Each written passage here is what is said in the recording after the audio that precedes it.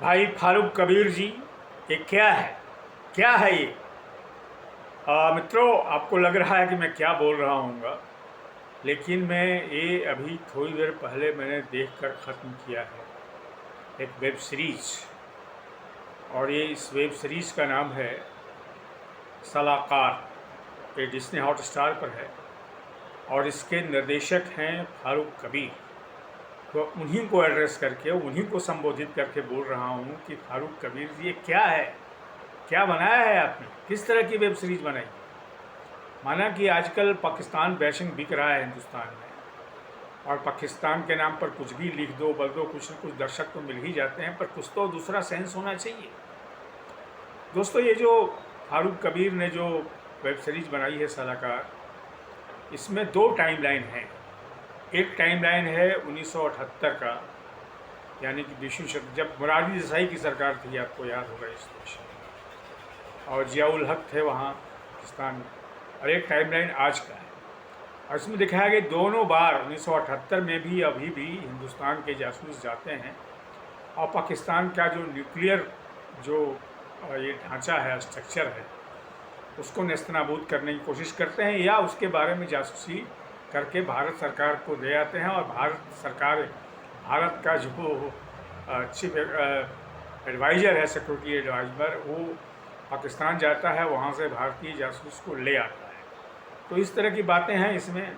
और आजकल जो माहौल है उसमें तो आप कुछ भी पाकिस्तान को बता दीजिए कि आपने सन 1971 में बंधक बना लिया था जियाउल भुट्टो को, तो ऐसा भी एक सीरीज बन सकता है। कुछ भी नहीं है, मतलब जो हिस्टोरिकली चीज़ें नहीं हैं उसको भी आप बना सकते हैं।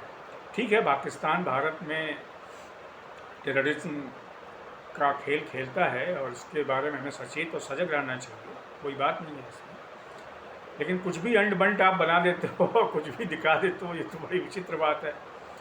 अब इसमें जो है वो जियाउल हक का दिखाया गया है कि जियाउल हक जो है वो अपने ही घर में, यानी कि जो उसका, उसमें तो मार्शल लॉ एडमिनिस्ट्रेटर थे, राष्ट्रपति भी हो गए थे, तो एक आदमी का वैसा ही अत्याचार करा रहा है उस पर, वैसे ही उसकी, जिसको कहते हैं कि जहाँ पुलिस या थाने में जो व्यवहार करती है आम लोगों के साथ या बदमाशों के साथ पुलिस, वैसा ही जो है टॉर्चर करा रहा है, उंगली तोड़वा रहा है, नाखून निकलवा रहा है। और वहाँ एक भारतीय एजेंट जो है वो ऐसा खेल खेलता है कि वहाँ के एक स्कूल में टेररिस्ट के माध्यम से जियाउल हक के नाती का अपहरण कराने का नाटक करता है, फिर उसको बचाने का। तो ये सब खेल है इसमें बड़ा विचित्र सा हो गया है ये। लेकिन फिर भी इसको कहते हैं कि आजकल मैं थोड़ा सा इस तरह का क्रेजी भी हूँ कि थोड़ा सा जो स्पिनर्ज वाले जो, या जो जासूसी वाले हैं, उसको देख लेता हूँ पूरा, थोड़ी मेरी प्रिय विधा है।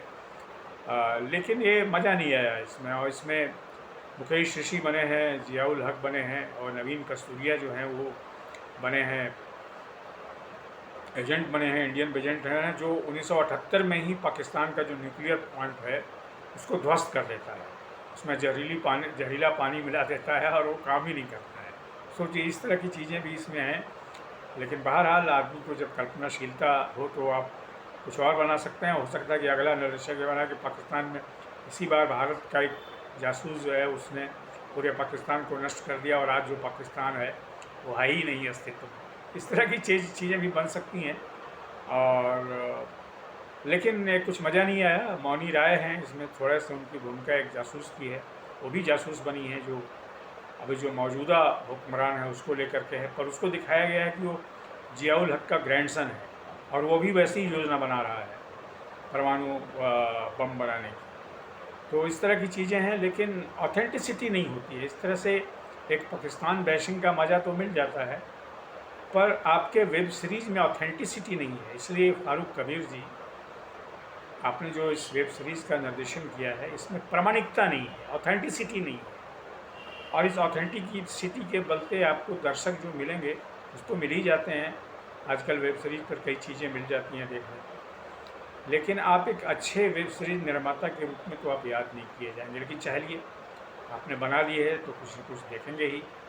पर जो लोग देखना चाहते हैं उनके बारे में पहले ही मैं एक डिस्क्लेमर दे दे रहा हूँ कि अगर आप कुछ भी अंड बंड संड देखना चाहते हैं तभी इसको देखिएगा, अदरवाइज़ ये देखने के लायक नहीं है। अगर आप देखेंगे तो इसको पछताएंगे। आज के वीडियो में दोस्तों इतना ही। आपसे निवेदन है कि मेरे इस यूट्यूब चैनल को सब्सक्राइब करें, लाइक करें और इस पर अपने कमेंट भी लिखें। Thank you very much.